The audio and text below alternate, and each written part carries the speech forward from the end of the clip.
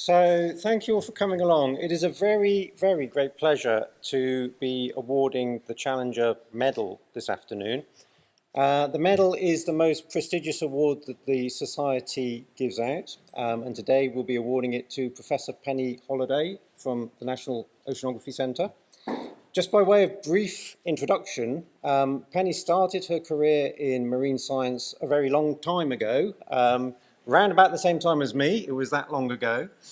For those with long memories, she started at IOS Deakin Laboratory, which younger people will not remember, but I do. But then she moved to SOC when that was created, and stayed on at NOC when it became NOC. She achieved her PhD in association with the University of Liverpool, and over that period she has risen up the ranks to her very esteemed position today, where she is Director of Science at NOC. Penny is acknowledged as a world leader using both observations and models. She studies a range of things to do with the ocean, but is perhaps best known for her work on ocean circulation and climate, and especially the North Atlantic. She's a seagoing oceanographer. She's been on 20 expeditions, including 5 as chief scientist. And she's written papers in the most esteemed journals, including Nature, Science, and she's receiving an invite to contribute an article to Ocean Challenge, which she will undoubtedly accept, and is, of course, the most prestigious outlet of all.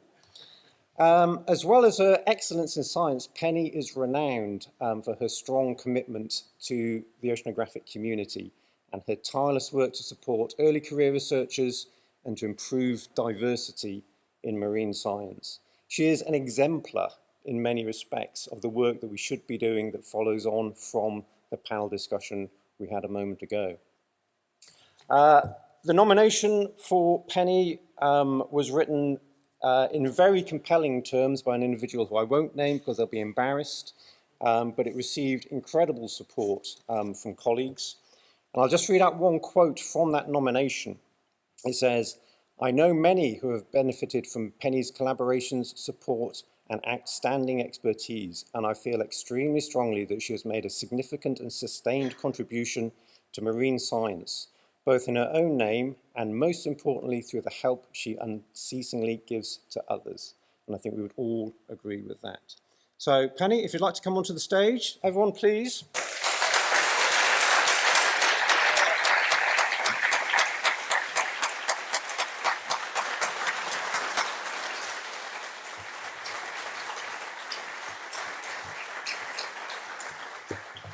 Penny hasn't seen this yet, but this is her, if I can open it the right way, Challenger Medal. There you go, Penny. Thank you very much. And to adorn your office in the upper echelons of the NOC, you get a certificate as well. Thank you so much. There you go. Amazing. I'll hand you over to Penny to give her lecture. Okay, thank you. Right, I'm instantly going to drop this if I'm not careful. I think I'm just slightly disappointed there's no ribbon because I was hoping to wear it every day at work.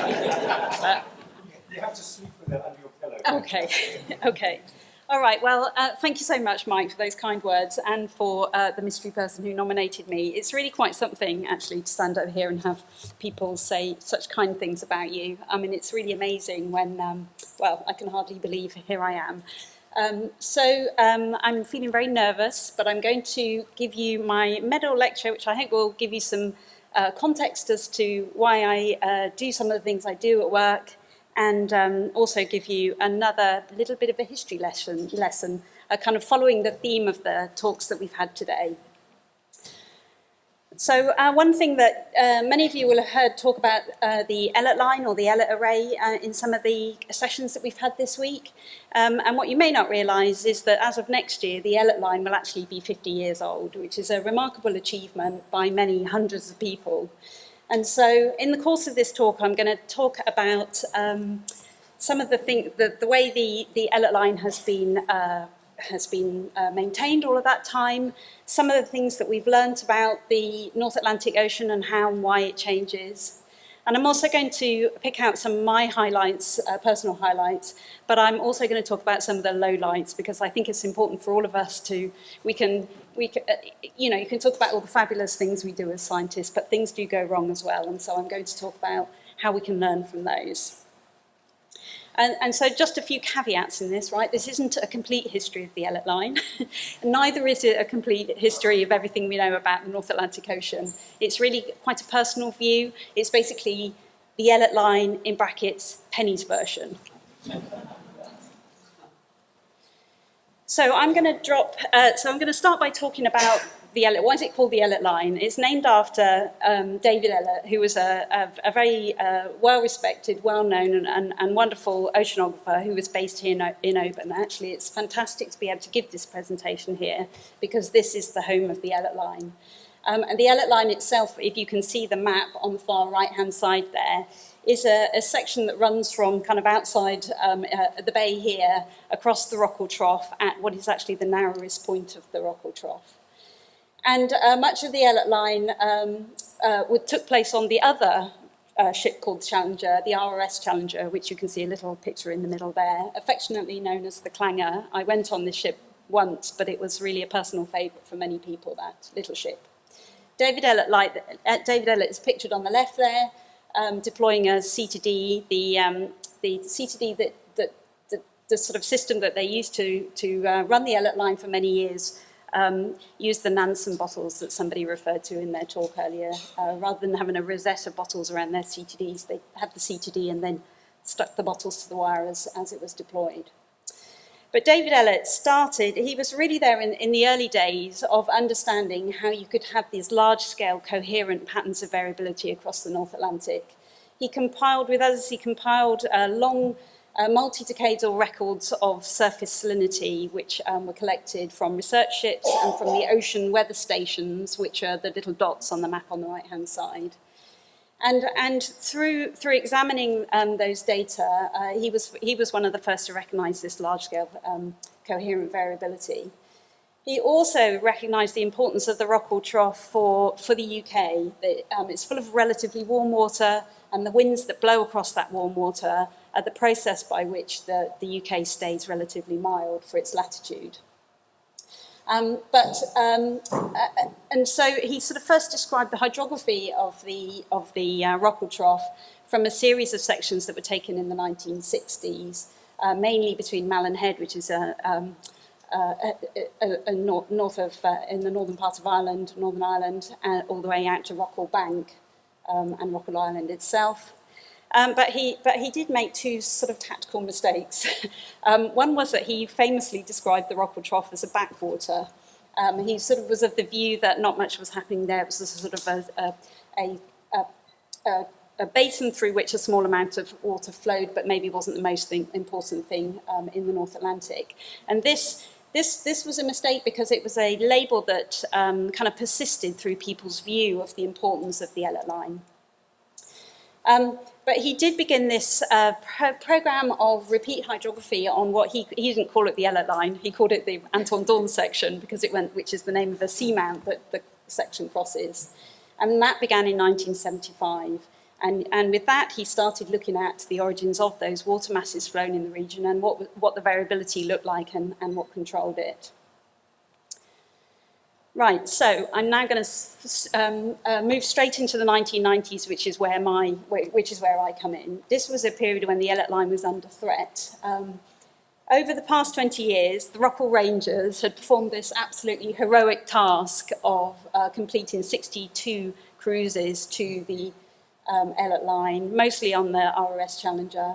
But at least half were incomplete and some never even left port because of the terrible weather. So that was, and at the same time, or just before that, David Ellet was retiring.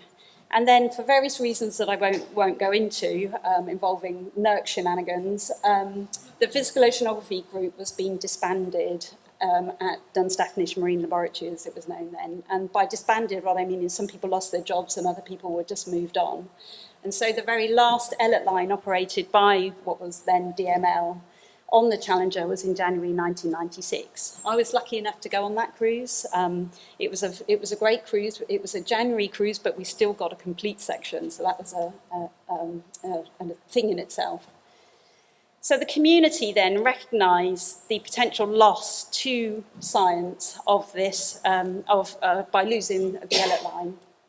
And so Raymond Pollard, who was at IOSDL, which is now an acronym you will all be familiar with because Mike mentioned it, the Institute of Oceanographic Sciences Deakin Laboratory, which was just in the process of transitioning to become the Southampton Oceanography Centre. Raymond Pollard stepped in and said, well, look, we will wrap this section into our programmes, this large-scale programme called UK WOS, in order to keep the section going.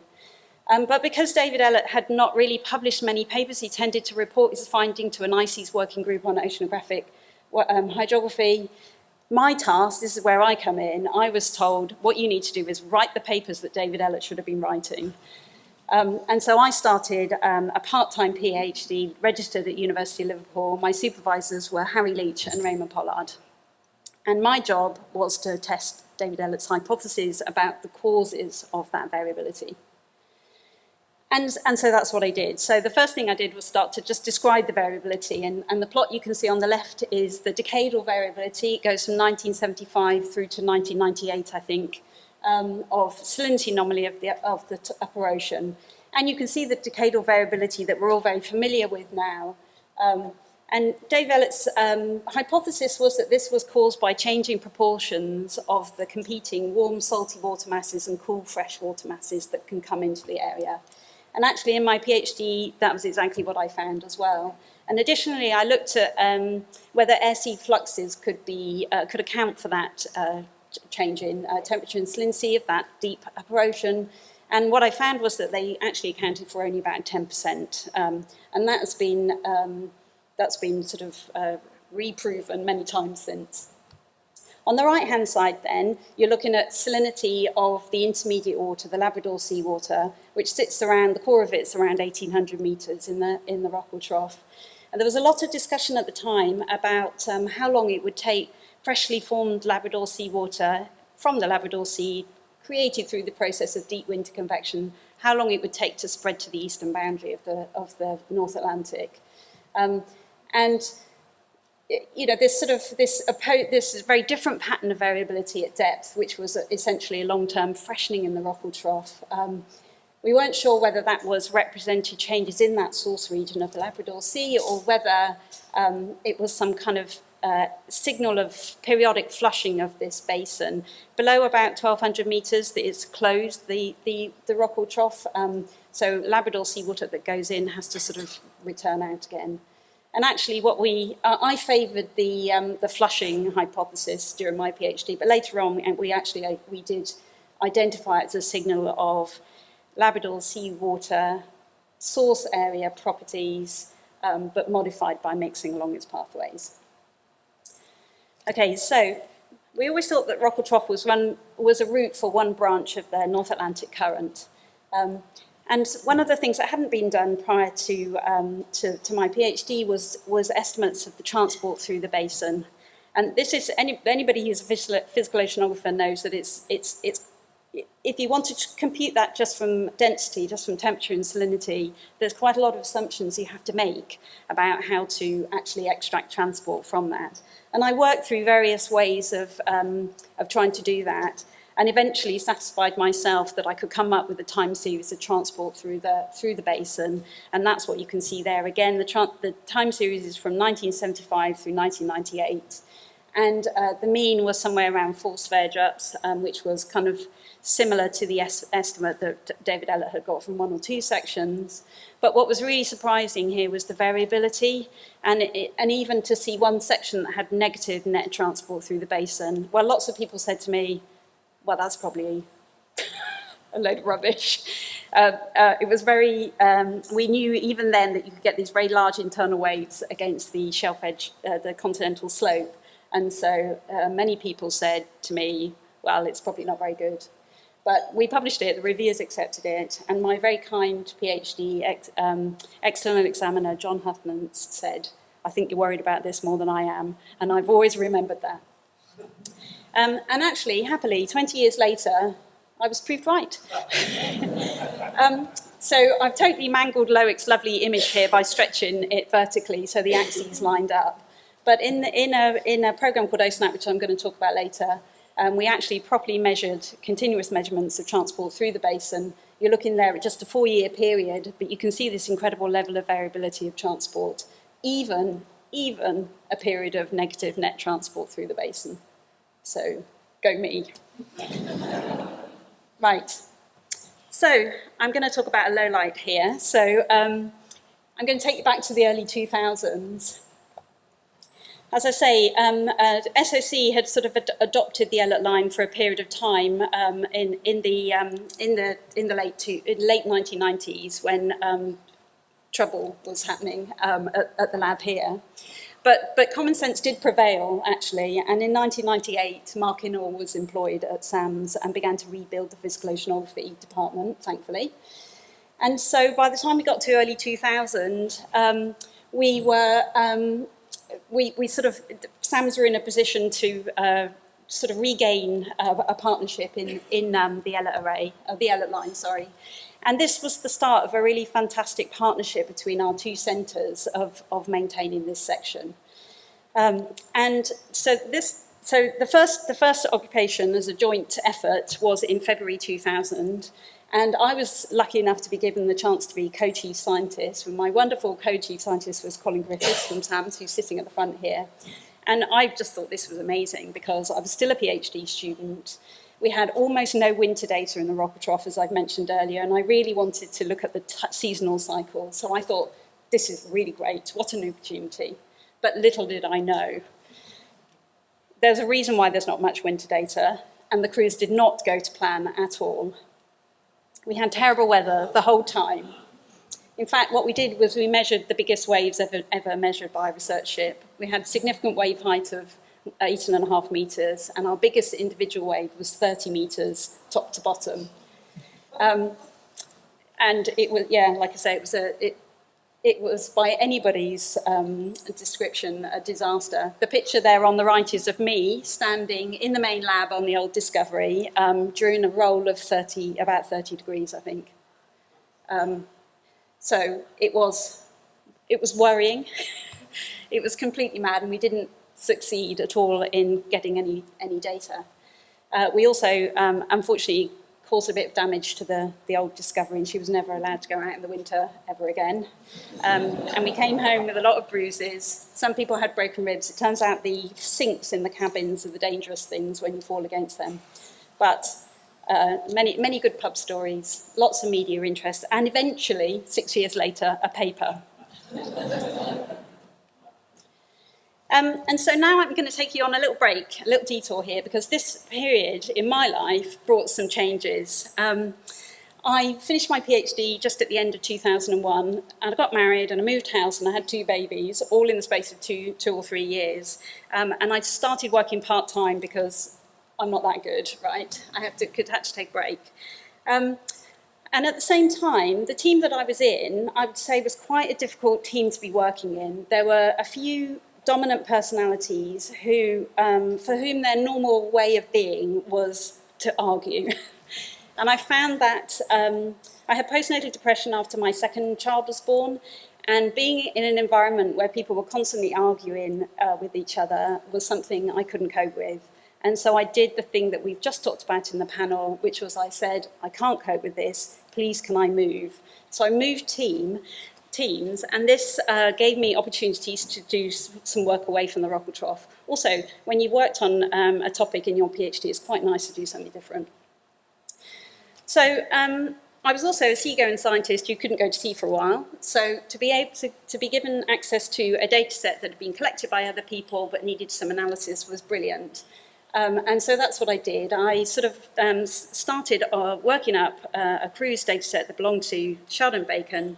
And the upshot of all of that was we discovered that the boundary currents of the subpolar gyre leak a lot of their volume and a lot of their properties into the interior of the basin in particular places. This example was in southwest Greenland. And so that's what we did. And that everybody's familiar with that idea now, but it was quite new at the time. And the other really cool thing that happened was that I started making colour figures. So up until then, all our figures were black and white, and I was particularly proud of my complicated 3D circulation diagram that I did there. But I did keep my hand in with the Ellet line, actually, because one thing that I kept doing for most of that time was going to this thing, the ICES Working Group on Oceanic Hydrography. This was where David Ellett presented most of his results. And my boss at the time thought that this wasn't a really great thing to be doing, it wasn't really a good use of time, but I kept going because it was so much fun. I learned something at every meeting. We sort of would go around to the host institutes of all the members, and they were a really brilliant set of people. And the opportunity to look at the results from all of the time series that are in operation around the North Atlantic really teaches you a lot about these large-scale property and circulation changes. And so I wrote this paper, collaborating with all the members of the ICES Working Group, which showed how during the 90s, people started talking about the NAO during the 90s. There was a prolonged period of positive winter NAOs, which was cooling and freshening the subpolar North Atlantic. And so this paper was reporting on how that trend had changed. The subpolar North Atlantic had switched to growing very quickly, growing warm and salty. And at the time of the paper, the time series that you can see on the right, which is upper ocean salinity and upper ocean temperature, stopped around 2004 or 5, I think. And B, Burks, who's here today, has extended it so you can see how this decadal variability is present in all of these time series and propagates from the Rockall Trough up through to the Arctic. And these high temperature and high salinity properties of the Atlantification of the Arctic that Young was talking about earlier. So that we wrote the paper as a kind of, hey, something's changing in the time series paper, really. It was going from very fresh to very salty. But what we didn't know at the time was that that was going to be swiftly followed by a very sharp freshening again, a freshening which came back faster than the 90s trend. So I'm laughing because I'm trying to get Taylor Swift quotes into the thing, and that's one of them. Right. So this period of time in the 2000s and 2010s was quite a difficult time for the Ellett line. So I wasn't able to go to sea. There was funding for the cruises, but you had to separately request ship time, and ship time wasn't always available, especially after I broke the ship. And the heroic Rockall Rangers were people like John Allen and Jane Reed and Colin and Toby Sherwin, who just managed to somehow scrape together enough time and energy to keep going. We even had a couple of sections that were occupied by Bill Turrell, a custodian of a time series who understands how important it is not to have gaps. So there wasn't any staff time for doing analysis.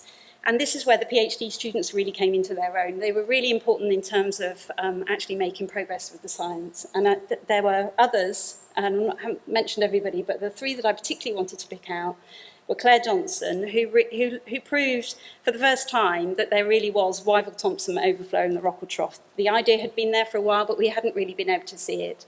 And that deep transport flowing southward through the basin really does matter for the transport calculations. Later on, Claire also, after her PhD, did a lot of fantastic work in gathering together and quality controlling all the nutrient data we'd collected over the years, and showed that just like temperature and salinity, the nutrient concentrations in the basin were highly dependent on the types of water that were entering the basin.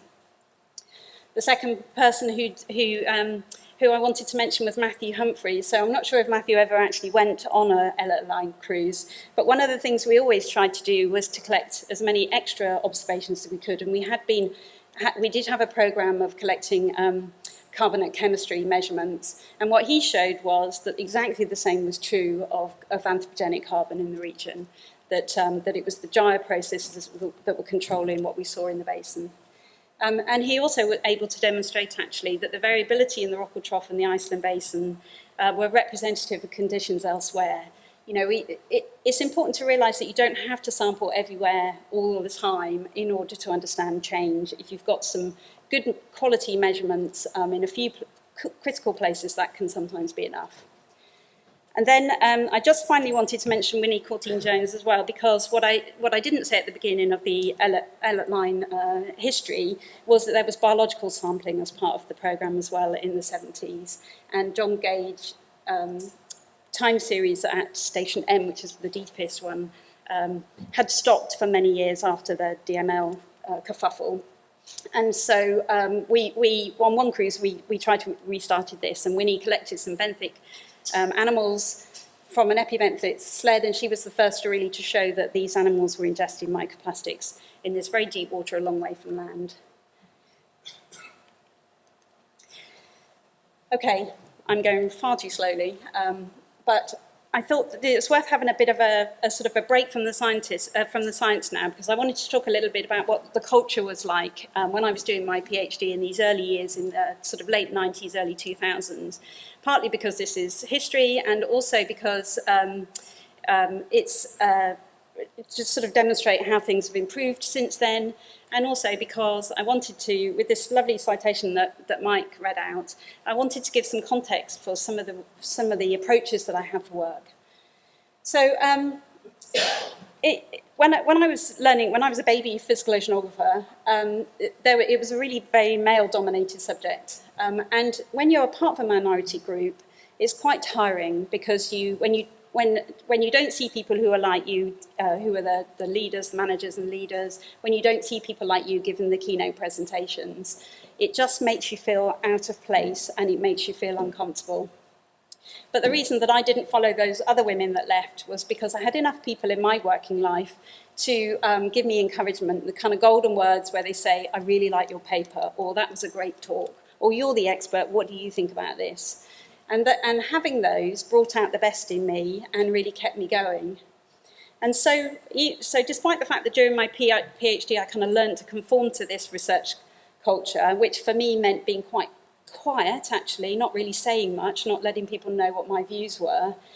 But when I was, an anonymous reviewer, I could be, unfortunately, as sharply critical as the next reviewer. What I realised was that this wasn't me. I didn't want to work like this. I didn't feel comfortable, and I also didn't think my science was better for it. So I decided to make my own personal change, and then I sort of spent a bit of time looking out for roles where I could spread my influence of a different way to be to other people, and that's kind of got me further than I ever thought I would be. So I do think it's important to remember that we need a diverse community in order to do the very important thing that we want to do. And so the way we work really must be centred on respect and kindness. And for another Taylor Swift quote, never be so clever that you forget to be kind. Okay, so I'm going to talk a bit about OSNAP, and I'm going to try and do this quite quickly because I'm aware that you're all itching to go and get your glad rags on for dinner tonight. The nice thing about the OSNAP, there were two great things about the OSNAP programme. So this is overturning in the North Atlantic, overturning the Subpolar North Atlantic programme. What this did was it brought together my two areas of interest. I mean, how perfect, the Northwest Atlantic and the Rockall Trough. Now, OSNAP has been an incredibly successful programme, but I did want to point out that we didn't get it funded the first time that we tried. So if you've had your proposal rejected recently, don't give up, try again, because it can happen.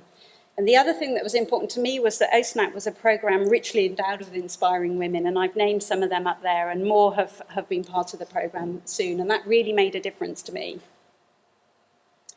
And then Sheldon Bacon was the original PI of the OSNAP, the UK OSNAP programme, but other things took his interest after the proposal had been funded, which gave me the opportunity to take the OSNAP PI role.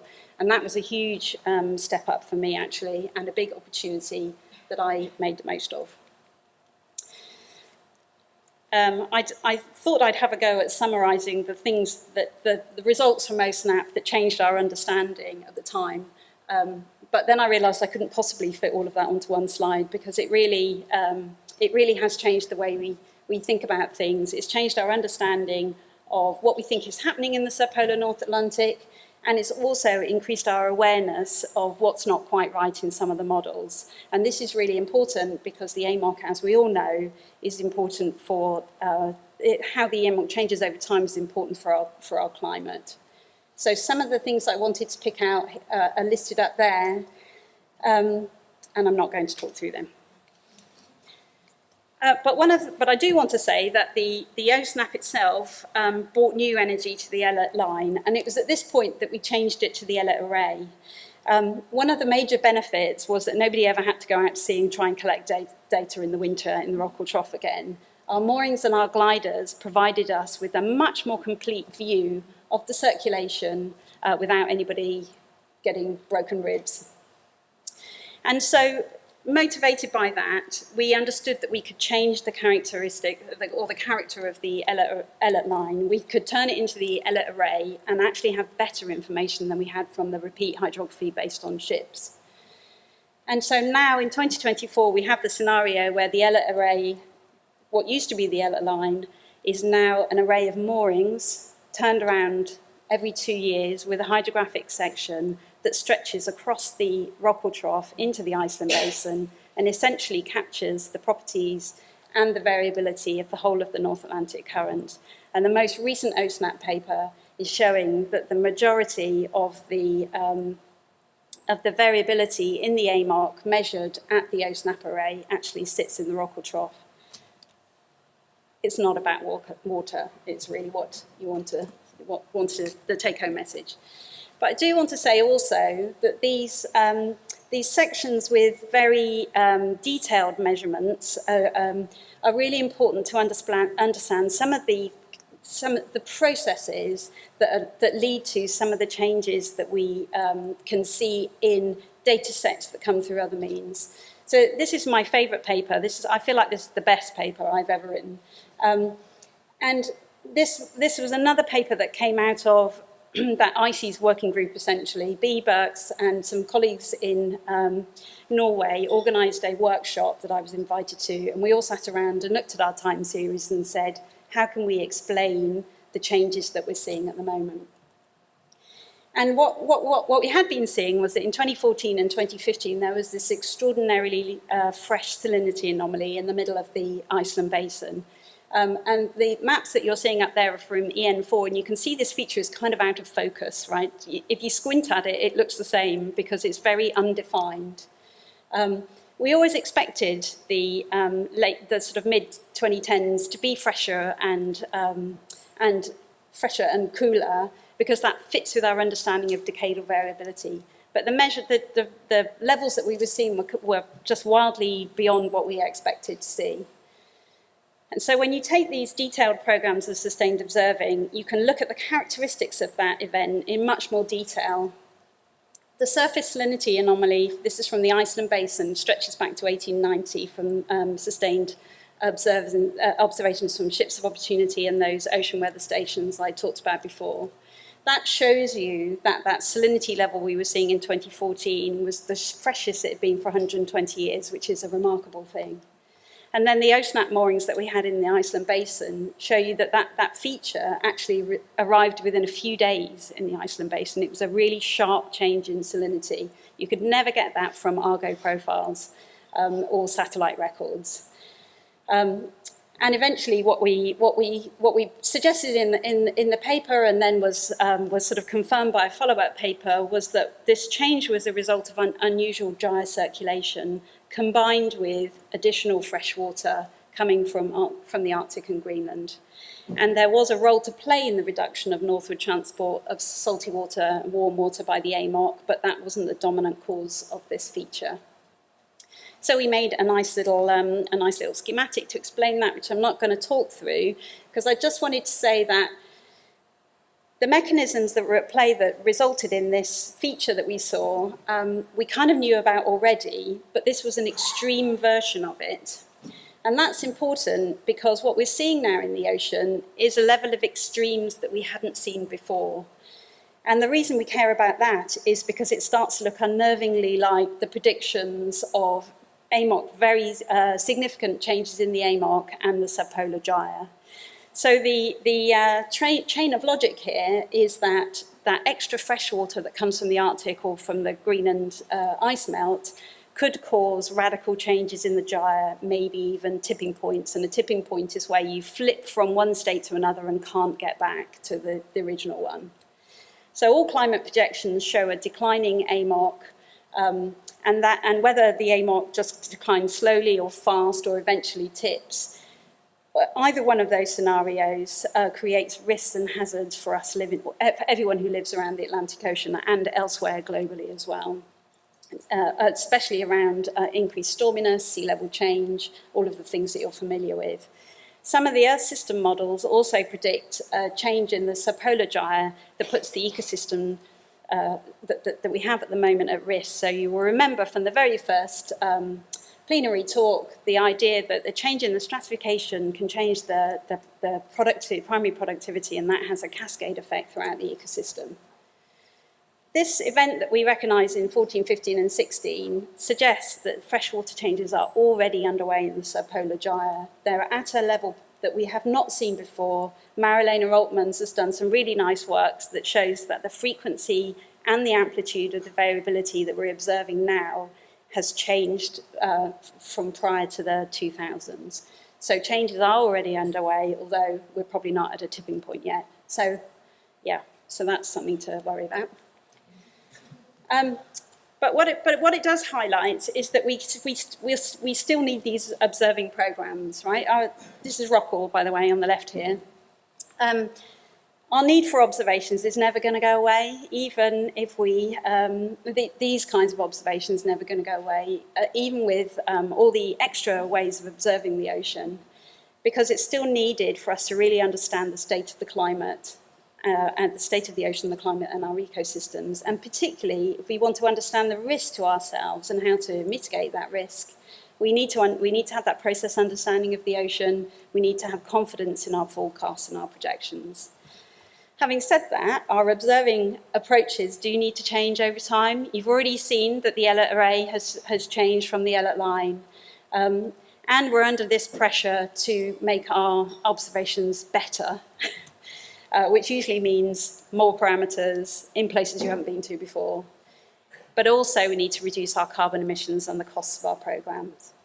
And the final point I wanted to make here is that I haven't really heard many talks, and maybe I've not been in the right session, but this digital transformation, this ability to use new tools and new computing power to extract the most value we can get from the observations is something that's coming in the next few years. Right, and so this is my final slide, you'd be glad to hear. I wanted to sort of summarise by saying that it's actually jolly hard work to sustain an observing programme. It really takes a lot of people, and it takes a lot of persistence and a lot of teamwork in order to do it. And critically, you have to keep demonstrating the value of what you're doing, and you have to be adaptable so that you're producing the information that you want and you're meeting the requirements of the funders. But the reason we do all of that is because sustained observing are absolutely essential to understanding the ocean. The ocean affects everything every human does. And if we're going to be able to mitigate the hazards and the risks that we've created through affecting the climate and the ecosystem, we need to know about the ocean. So marine science is a lot of fun. I think everybody here loves marine science. But we all have setbacks and failures. Our cruise in February 2000 was a disaster, but we still got a paper out of it eventually. And it turned out, books were written and lots of media articles and everything.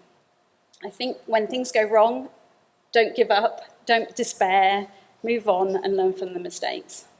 And then the final thing I wanted to say was that we all need to treat ourselves with kindness. We need to treat our students with kindness and our colleagues with kindness. We are all different, and we should celebrate our differences and broaden the diversity. The gender diversity of conferences like this has massively improved since those days when I was a PhD student. But gender isn't the only part of diversity, as we've just heard from the panel. There's much more to do. Lots of actions that we can take, but at the heart of every one of them, we have to have respect and kindness. And that's all. Thank you.